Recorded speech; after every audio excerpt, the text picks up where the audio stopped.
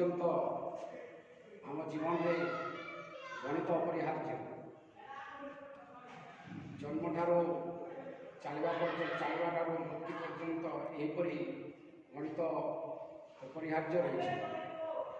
आम आज जो दिन में गणित दिवस पालन करूँ ताहा रामानुजंकर जन्मदिन, जहाँकि 2012 मसीहा ठारू आमर प्रधानमंत्री डॉक्टर मनमोहन सिंह द्वारा प्रवृत्त हो चली आसी 2012 डिसेम्बर 22 तारीख आमर जो श्रीराम रामानुजंकर जन्मदिन टी जातीय गणित दिवस रूपे आम पालन करुचे।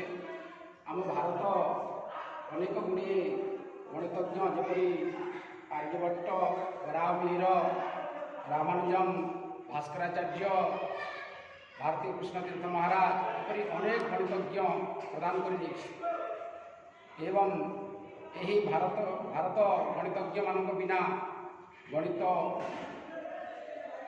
असंपूर्ण अटे।